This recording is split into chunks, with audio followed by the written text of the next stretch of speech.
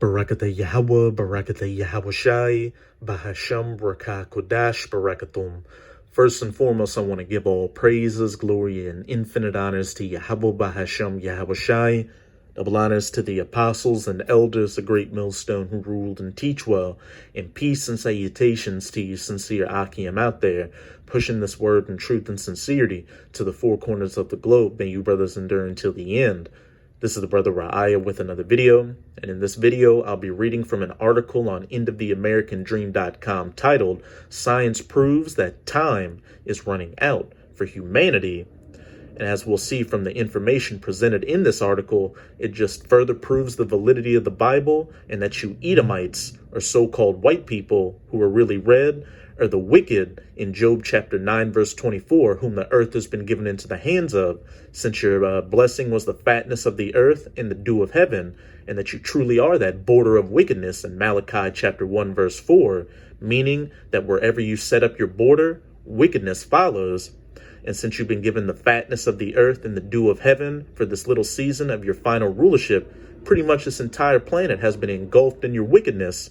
Every problem going on this planet right now can be linked back to you Edomites. Chemtrails, GMO foods giving people cancer, lands getting strip mined for their resources, animals going extinct, pollution getting poured into the ocean, causing marine life to beach itself on these shores to kill themselves because they can't deal with it, cell phone and Wi-Fi radiation further giving people cancer, feminism breaking up families and turning women into whores, socialism, capitalism, communism, the C-19 agenda leading to the Great Reset and the Fourth Industrial Revolution, mass jabs, which will eventually lead to mass microchip implanting, which is the mark of the beast, the LGBT you-know-what alphabet or sodomite agenda, further ruining human interactions, all that poisonous and selfish ideologies that Hollywood and social media pushes out, turning people into brute beasts out here, mass pedophilia, the list goes on and on. If you Edomites were allowed to rule indefinitely, as it says in Matthew chapter 24, and except those days should be shortened, no flesh would be saved, this planet would become a desolate, uninhabitable wasteland. But call halal to Yahweh Bahasham Yahweh Shai that you've only been set up to rule for a little season, and you have those bounds which you cannot pass. Even if we weren't facing an apocalyptic future of our own making, humanity would still be doomed due to the nightmarish reproductive crisis that we are now facing. Just about every measure of human fertility that you can measure is dropping precipitously, and this is particularly true in the Western world. Hey, and this whole human infertility issue also goes back to you Edomites. As a result, we have vast numbers of young adults that are either infertile or that deeply struggle with fertility issues, and the number of babies born with birth defects has been rising. It gets worse with each passing year, and the future for humanity is exceedingly bleak unless we find a way to turn things around. Again in Matthew 24, and except those days should be shortened and those Edomites are taken out of power, no flesh would be saved. Dr. Shana Swan has been closely studying these issues for decades, and she is now warning that the current state of reproductive affairs can't continue much longer without threatening human survival. Sperm counts in Western countries have dropped by more than 50% since the 1970s. At the same time, men's problems with conceiving are going up. Erectile dysfunction is increasing, and testosterone levels are declining by 1% each year. The current state of reproductive affairs can't continue much longer without threatening human survival, warns Mount Sinai fertility scientist Dr. Shana Swan in her book, Countdown, Scribner, out Tuesday. It's a global existential crisis. Sadly, she is not exaggerating one bit. There's simply no way that the human race will be able to avoid a dramatic population decline if these trends continue. Previously, Dr. Swan made headlines when she warned that sperm counts dropped by a staggering 59% between 1973 and 2011. In 2017, she sounded the alarm with a meta-analysis of 40,000 men that showed that sperm count fell a whopping 59% between 1973 and 2011. We are already seeing the effects. Worldwide, fertility has dropped by 50% between 1960 and 2015. The United States has a total birth rate that is 16% below what it needs to replace itself. Though there are obvious factors at play, couples are conceiving later and opting to have smaller families. Swan argues that the issues run deeper than personal choice. What would our planet look like if worldwide fertility plunged by another 50%? Global population growth has already come to a standstill in most areas, and there are some countries that are already starting to experience significant declines. Men in particular are becoming infertile at a frightening rate. According to Swan, sperm counts have gotten extremely low. Today, the average male is nearing that number at 47.1 million sperm per milliliter. Compare him to his father, who had an average of 99 million sperm per milliliter, and it's clear that this is a deeply worrying trend. Once you get below 40 million, it becomes challenging to have children, and the average male is nearly there already. So why is this happening? Because the earth has been given into the hands of the wicked. Well, Dr. Swan is pointing to the prevalence of endocrine disruptors in our society. Swan and other experts say the problem is a class of chemicals called endocrine disruptors, which mimic the body's hormones and thus fool our cells. This is a particular problem for fetuses as they sexually differentiate early in pregnancy. Endocrine disruptors can wreak reproductive havoc. These endocrine disruptors are everywhere. Plastics, shampoos, cosmetics, cushions, pesticides, canned foods, and ATM receipts. They often aren't on labels and can be difficult to avoid. And who do you think owns all these different companies and corporations that produce these goods? You Edomites, the so-called white people. In order to completely eliminate endocrine disruptors from your life, you would probably need to drop out of society entirely, which is pretty much impossible for the majority of people out here because we've been so babied and indoctrinated into this system of Esau's Edoms that you pretty much can't survive without it. Another scientist at Washington State University has found that exposure to endocrine disruptors can make 20% of mice infertile in just 3 generations. Patricia Ann Hunt, a reproductive geneticist at Washington State University, has conducted experiments on mice showing that the impact of endocrine disruptors is cumulative generation after generation. When infant mice were exposed for just a few days to endocrine disrupting chemicals, their testicles as adults produced fewer sperm, and this incapacity was transmitted to their offspring. While findings from animal studies can't necessarily be extended to humans, after 3 generations of these exposures, 1/5 of the male mice were infertile. Of course, there are many other factors that affect fertility as well, and I have covered quite a few of them in previous articles. The point I am making in this article is that humanity is in very serious trouble, and the only way out is to radically alter our behavior, but we aren't going to do that, are we? And hey, like I said at the beginning of the video, all the major factors afflicting humanity and this planet right now, including this fertility issue, goes back to you Edomites, because you're that border of wickedness in Malachi chapter 1 verse 4. And don't think that this is all by accident, that these companies just happen to make toxic products by accident that's leading to infertility. It's all a part of a bigger agenda to depopulate the planet.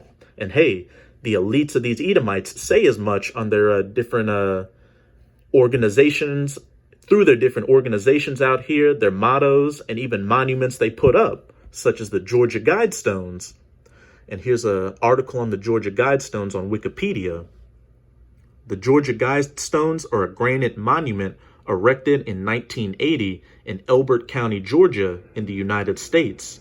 A set of 10 guidelines is inscribed on the structure in 8 modern languages, and a shorter message is inscribed at the top of the structure in 4 ancient language scripts. The anonymity of the Guidestones' authors and their apparent advocacy of population control. Hey, there's an infertility problem going on with the planet, as we just read in that article. Eugenics and internationalism. Hey, sounds like a great reset and a new world order. A one world government have made them an object of controversy and conspiracy theories. We'll go down to the description section. A message consisting of the 10 guidelines or principles is engraved on the Georgia Guidestones in 8 different languages. Hey, so you people can get the message and there's nothing getting misconstrued. 1 language on each face of the 4 large upright stones. Moving clockwise around the structure from due north, these languages are English, Spanish, Swahili, Hindi, Hebrew, Arabic, traditional Chinese, and Russian. And I'm just going to read the first 2 guidelines on the Georgia Guidestones. Maintain humanity under 500 million in perpetual balance with nature. And there's about 7.8 billion people on the planet right now. So in order to get those numbers under 500 million, the elites, who are Edomites, who set up these Georgia Guidestones, would have to take some drastic measures to do so. And best believe they are taking those drastic measures. As we just read from the information in that article, you've got endocrine disruptors playing a big part in leading to people becoming infertile, and then cell and Wi-Fi radiation can lead to people becoming infertile. And then Bill Gates was on a TED Talk a couple of years ago saying that vaccines could be used to get the Earth's population numbers down.